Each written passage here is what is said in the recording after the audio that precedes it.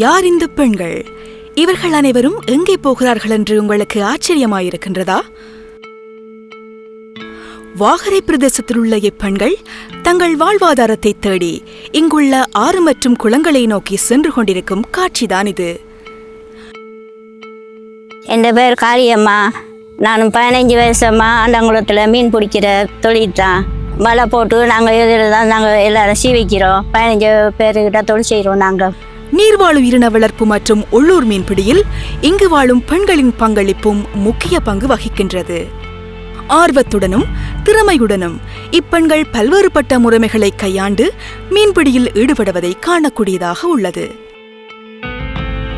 என் பேர் கவிதா. நான் 5 வருஷமாக மீன் பிடிக்கிறேன்.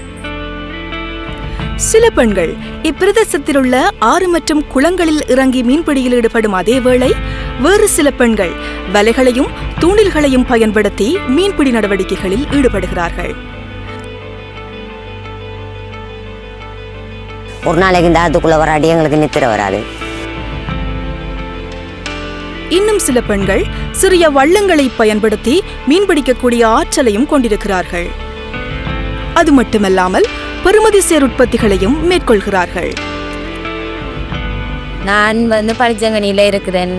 நான் செய்கிற தொழில் அதில் மீன்பிடி செய்வேன். எல்லாம் மீன், இறால், நண்டு எல்லாம் செய்வேன்.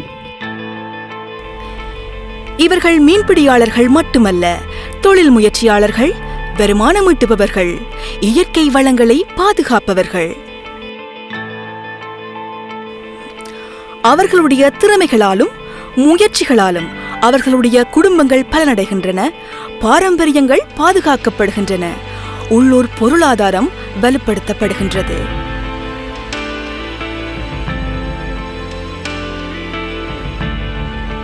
விளையாடலாம் நிலாவிலே, விழிமோது கண்ணீரிலே, வானில் கொளுத்தி போடு, புது வாழ்வில் தீபம் பாடு.